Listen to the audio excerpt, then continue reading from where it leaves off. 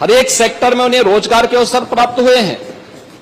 तो ये कहना कि उत्तर प्रदेश कभी इसको अचीव नहीं कर पाएगा, आपकी दुर्भावना हो सकती है, लेकिन सरकार की सद्भावना है कि उत्तर प्रदेश 5 वर्ष में इस टारगेट को अचीव करेगा।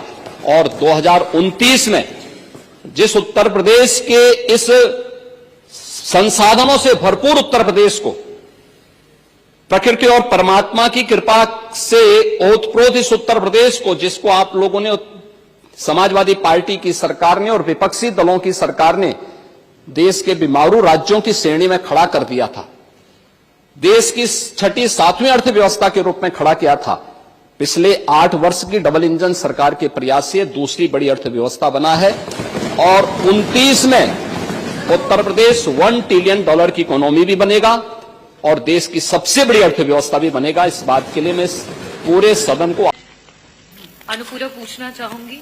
अनुपूरक नहीं, मुझे अध्यक्ष जी 1 ट्रिलियन इकोनॉमी का दावा कर रहे हैं और साथ ही साथ जो आपने आंकड़े दिए सिर्फ और सिर्फ विभागों के नाम रहे।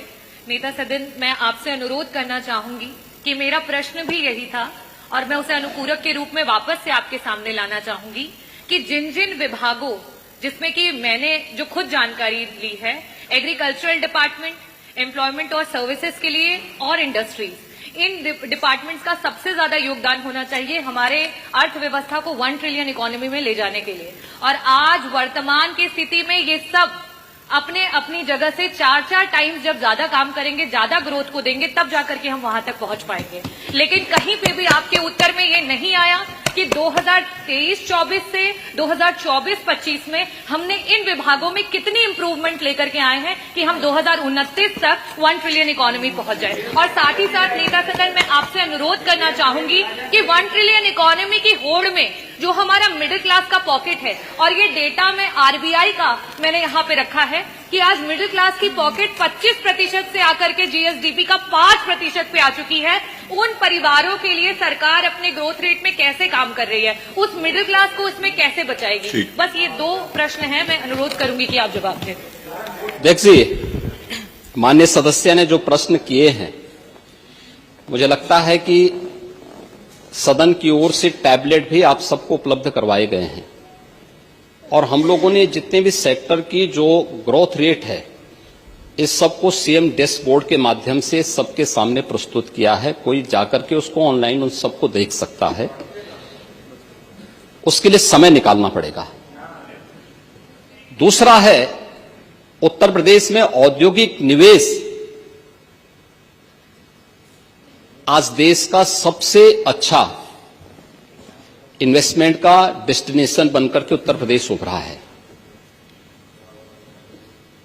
अभी हम लोगों ने फरवरी 2023 में उत्तर प्रदेश के अंदर ग्लोबल इन्वेस्टर समिट किया था।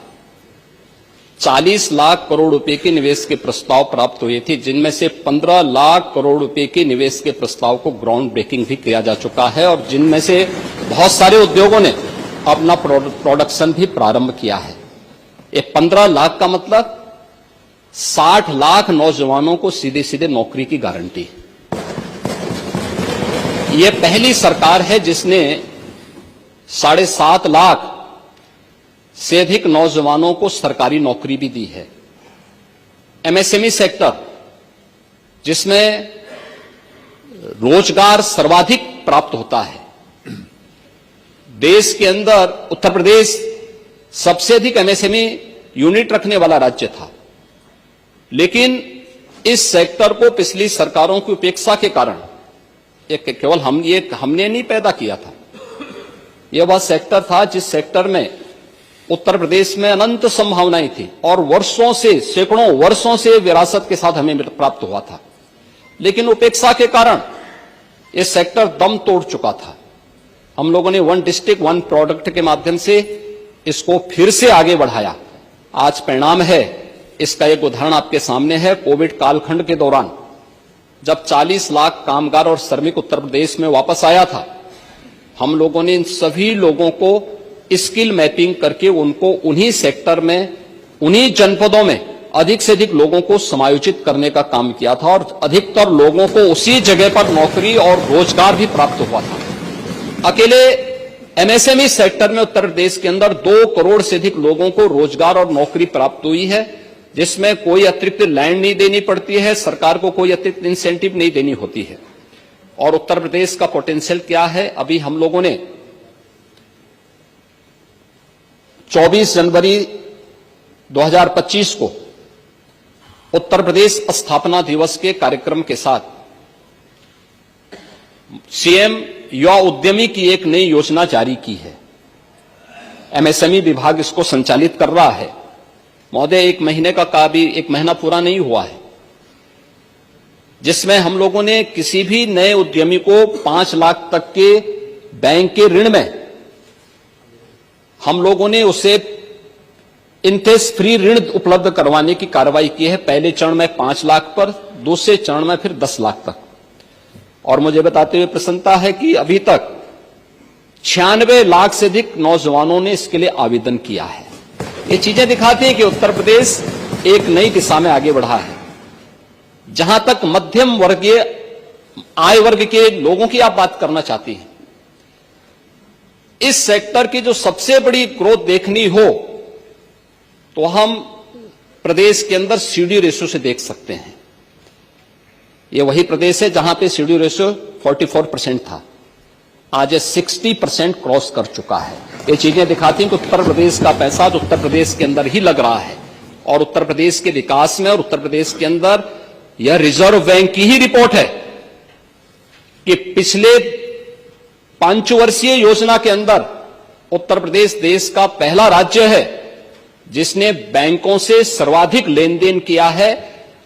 जनधन अकाउंट उसके उदाहरण हैं कि जिन लोगों के पास पहले बैंक में अकाउंट नहीं हुआ करता था, आज उनके अकाउंट में लाखों करोड़ रुपया उन बैंकों में जमा है। इस बात का उदाहरण है कि व्यक्ति की क्रय करने की सामर्थ्य भी और जमा करने की सामर्थ्य भी बढ़ी है।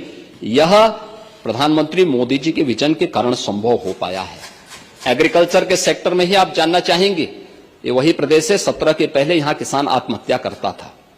आज उत्तर प्रदेश का किसान आत्महत्या नहीं कर रहा है। आज उसकी उपज का लागत का 1.5 गुना दाम एमएसपी के माध्यम से प्राप्त हो रहा है। गन्ना किसानों को 1 सप्ताह से 10 दिन के अंदर गन्ना मूल्य का भुगतान हो रहा है। हर एक सेक्टर में एक नया परिवर्तन देखने को मिल रहा है। और उत्तर प्रदेश की उपज अब उत्तर प्रदेश में नहीं, उत्तर प्रदेश फिर से सर्वाधिक गन्ना उत्पादन वाले राज्यों में शामिल हो चुका है, सर्वाधिक चीनी उत्पादन करने वाला राज्यों में शामिल हो चुका है, सर्वाधिक इथेनॉल उत्पादन करने वाले राज्यों में उत्तर प्रदेश की प्रथम स्थान पर उत्तर प्रदेश है।